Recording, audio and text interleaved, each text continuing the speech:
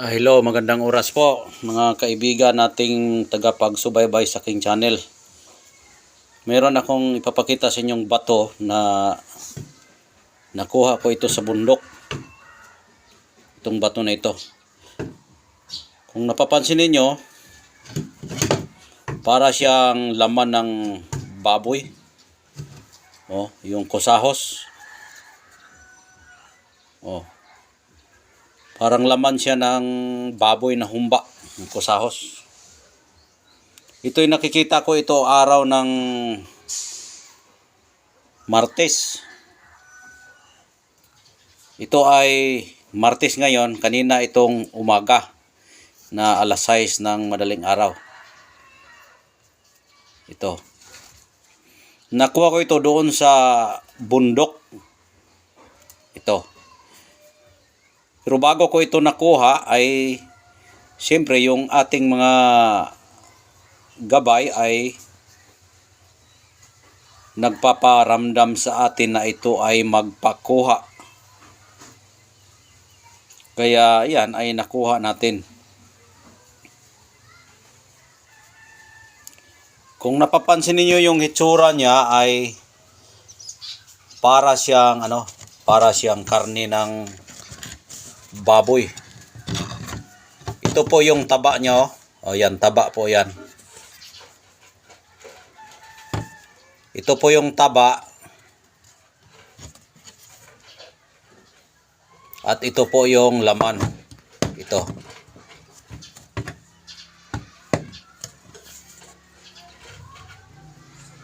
Ayan. At ito naman ay parang bukog o buto. Ito, bukog. Parang bukog sa baboy. Bukog o buto ay pareho lang yan. Bukog, Bisaya, buto, Tagalog. Yan.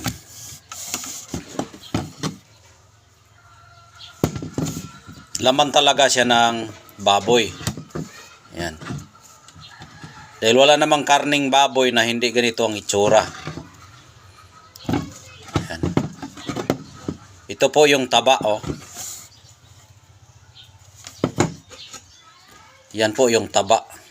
Ito sa babaw, sa taas. At dito naman yung sa laman. At yan po ay buto. Buto rin yan. At yung maputi, yan ay balat yan. Balat na makapal, na may taba. Ngayon lang na araw ito nakukuha. Alas 6 na muling araw dahil nga ay nagpunta ako doon sa bundok dahil nangumpay ako ng kumpay pagkain ng aking kambing na alaga. Ngayon, pagpunta ko doon, mayroon akong naririnig na boses ng baboy. Tapos doon sa puno mismo ng malaking kahoy na yung pangalan sa kahoy na yun ay yung handadalog. Tapos may mga doon, may mga inungaran sa baboy o yung daanan ng baboy na yung nguso lang niya ang panghukay ng lupa doon. May mga bakas doon na inungaran ng baboy. Yung nguso niya doon, may bakas na mga nguso doon na binugwal nila yung lupa. At doon ko ito nakukuha. At nagtataka ako bakit na may biik na mga baboy na nagtutunog at nakarinig ako ng mga boses nila doon. Ngayon, pinuntahan ko doon sa puno ng handadalog. May nakita kong bato ito po. At pagkakita ko sa bato, tinitingnan kong mabuti. Pagtingin ko, laman ng baboy na hinati. Sabi ko, baka ito na yun kanina yung nagsisigawan na boses na mga baboy. Yun po, ito po yung gabay nila dahil nga baboy po yung narinig natin sa espiritu. Yan po ay kanyang mutya. Diyan po natin malalaman na yung mga bato o yung mga gabay ay marinig natin yung kanilang busis. Dahil nga busis ng baboy kanina, pag tingin natin at pagpulot natin sa bato kung saan banda yung mga bakas ng kanilang dinaraanan at binubugwal sa kanilang simod yung lupa, ayun, nakita natin po yung kanilang mutya. O yan, ito, yan, mapapansin ninyo yan, ano yan, yung balat ng baboy yan, balat ng baboy at yan, taba po yan. At ito po yung kanyang laman, yung sa taas. Ayan, siguro nakakita naman kayo ng mga karning baboy dyan.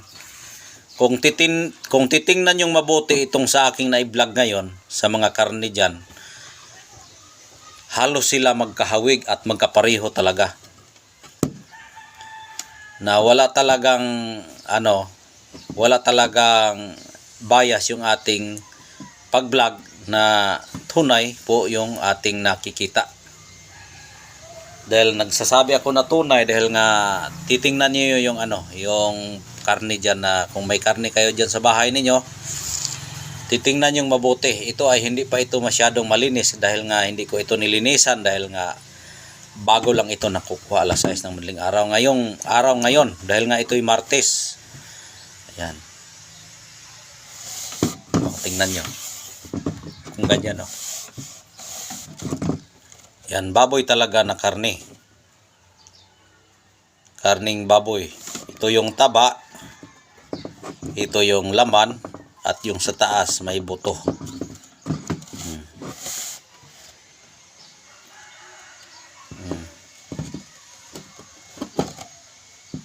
Ito rin buto yan, yung sa gilid laman ng baboy. Laman yan, laman sa taba, laman sa taba ng baboy. O yun, yan, ito yung laman na taba nya. Yung taba kasi ay kulay puti. Tingnan nyo, puti. Puti, mas lalo na pag ito ay mabasa. Hindi pa nga ito binasa, mas lalo na pag ito'y basain. Ayan, tuyo siya, nagiging tigas yung karne ng baboy. Ulitin ko po, sa pagkuha ko nito ay marami akong narinig na mga baboy habang ako ay nagkuha ng kumpay ng aking mga alagang kambing. Ngayon, pagpunta ko doon sa mismo na maraming nagsisigawan ng mga baboy, may nakikita akong bakas doon sa mga lupa na kanilang inuungaran sa lupa na gamit ang kanilang nguso.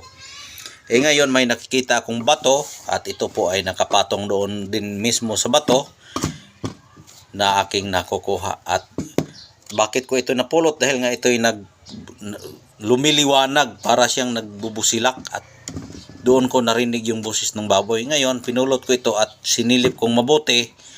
Ang kanyang itsura ay baboy talaga na karne.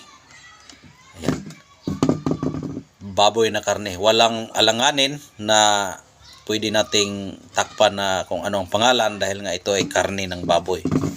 Kaya iyan ay mutya sa baboy na karne. Yan. Sa nagtatanong kung ano ang bisa ng karning baboy, ang bisa ng karning baboy ay pwede yan sa business o pang negosyo sa mga karinderya. Halimbawa, mahilig ka sa karinderya, restaurant na mga makakain na mga lugar, dahil nga restaurant, makakain niya na lugar, ito ang pwede sa iyo. Ang paggamit ito, balutin mo ito ng pulang tila, kahit hindi na balutin, kung saan banda yung paglalagyan ng cashier o area na cashier area, gagawin mo lang itong display. Ipatong mo lang ito sa mesa. Yung espiritu nito ay siya ang nagbibigay sarap sa mga taong kumakain ng mga karne. Dahil nga may kapangyarihan yan, siya ang magdadala sa iyo ng akit. Pag-aakit sa mga customer na pumapasok. Dahil nga hindi lahat ng mga tindahan o restaurant na pwedeng pasukan ng mga maraming tao. Ito ay espiritu ang naghila sa tao na diyan kakakain. Yan po ang espiritong tagahila sa espiritu ng baboy. Dahil nga may espiritu siya at kapangyarihan, dahil hindi ito tumigas ang karne na nagiging bato kung walang power yan. Kaya yan po ang aking paliwanag sa aking nakikita sa araw po ngayon ng Martes. Kaya hanggang dito na lang dahil wala na po tayong oras. Sa gustong mag-avail at kukuha nito, ay mayroon akong iniwan dyan na numero. Pagkatapos mayroon din po akong Facebook account, Commander Bugtungan. Yung aking profile, yung dalawa kami ng aking partner, at sa likod may mga maraming sundalo sa aking profile.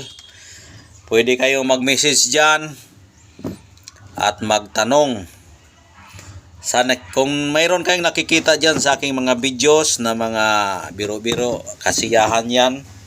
For entertainment lang po yon. At para din po kayo mapasaya sa aking mga video. Pero sa totoo ay seryoso din tayo sa pagdating ng seryoso na usapin. At sabay din po yan sa ating para hindi tayo madaling tumanda. Kapag palagi tayo nakakusmangot yung ating mukha, hindi tayo bumata, kundi tumanda tayo, madali tayong tumanda. Kaya hanggang doon na lang. At maraming salamat. God bless po siyang lahat. Bye bye. Ingat po kayo palagi.